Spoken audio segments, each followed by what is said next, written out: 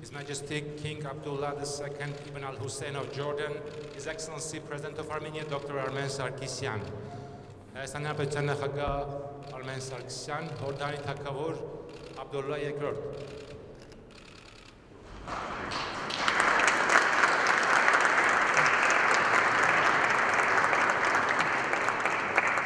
Your Majesty, Your Royal Highnesses, Your Excellencies, dear friends, colleagues, it's my great pleasure today to host official visit of His Majesty to Armenia. I do think that this is a historic visit. Historic not only because His Majesty is visiting Armenia first time, because our friendship between our states, much more deeply, historically, our two nations goes backwards hundreds and hundreds of years, maybe thousands of years, and I'm deeply proud of that. And it gives me also a special opportunity, Your Majesty, to deliver my humble, as an Armenian, thanks to your nation and to your family, Your Majesty.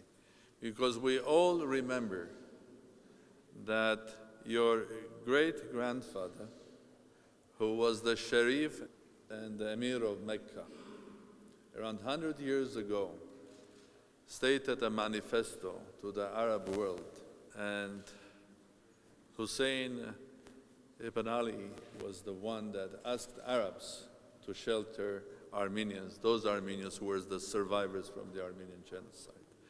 And I would like to bow to the great memory of your ancestor and your family, and also to tell you the thanks from my nation.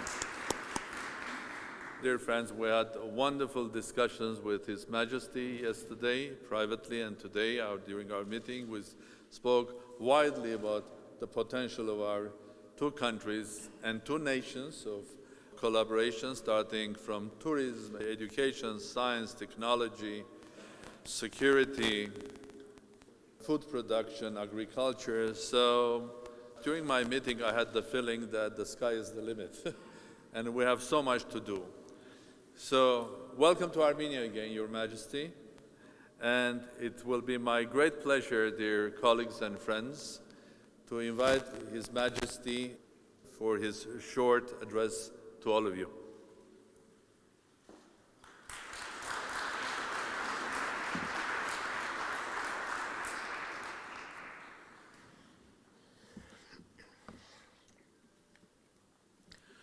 Bismillahir Rahmanir Rahim. Mr. President, distinguished guests, my dear friends, thank you very much for the warm welcome on behalf of my entire delegation. And let me express our appreciation for the warm hospitality we have received here in Armenia. Being in Yerevan, one of the world's oldest cities, yet the capital of a vibrant and young country, reminds me very much of my own beloved Jordan. Now, our two countries and peoples have carved a niche for themselves in today's modern world, all the while remaining true to their identities, their cultures, and faiths. And Jordan, much like Armenia, has made its human capital the main driver of its journey towards development. Our countries have much to gain from cooperating to capitalize on this promising potential. So, my friends, although this is our first official visit to your beautiful country, we feel we are among family. And in fact, we are family.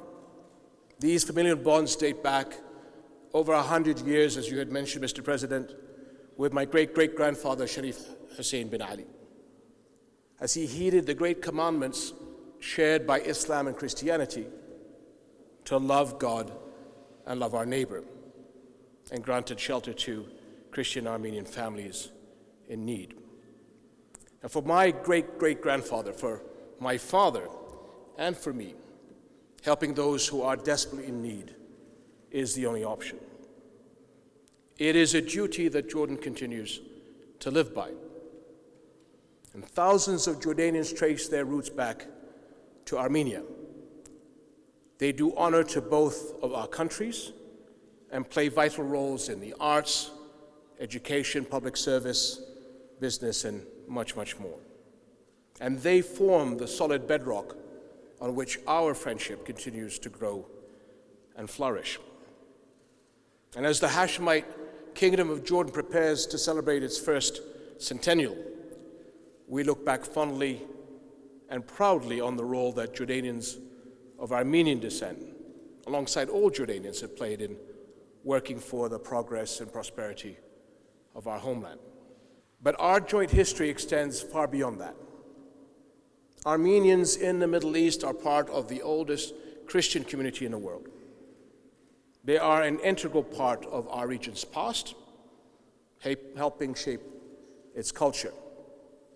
And we look to work with you to make sure they continue to play such a role in shaping its present and creating its bright future. In Jordan, the beautiful St. Garabed Armenian Apostolic Church proudly stands in Bethany beyond the Jordan, the baptism site of Jesus Christ, peace be upon him. And it is a testament to the enduring Armenian history in our country. And I personally have been blessed to support the restoration of Bethany beyond the Jordan, a site of great importance to Muslims and Christians alike. But in Jerusalem, the Armenian quarter has been part of the city for centuries. And the Armenian Patriarch was among the churches protected under the Pact of Omar, a tradition of Christian and Muslim coexistence that dates back over 1,300 years, to the days of the Caliph Umar bin al-Khattab. This heritage continues today in the Hashemite custodianship of Jerusalem's Islamic and Christian holy sites, and a duty I am proud to carry. And I am especially proud to be entrusted with the responsibility for the holy sites of the Armenian Patriarch of Jerusalem. But though Jerusalem may hold great historic significance to me and my family, the city is holy to followers of the three monolithic faiths, and all have a stake in safeguarding the spirituality, peace, and coexistence that symbolizes. We cannot let the holy city turn into a flashpoint for violence and division. So preserving the city's identity and its legal status, as well as the historic status quo in relation to holy sites, Islamic and Christian alike, is going to be key. So we look to Christian leaders and friends like you and around the world to work with us in safeguarding Jerusalem as a unifying city of peace. Now, my friends, I have spoken today about our deep friendship, rooted in rich history. Jordanians of Armenian descent have constituted over the past century an exemplary story, proving that friendship and indeed brotherhood triumphs. So I hope in the days and months ahead, we can write a new chapter together, a chapter that builds upon the friendship that began so long ago and brings new partnership and promise for all our people. Thank you very much.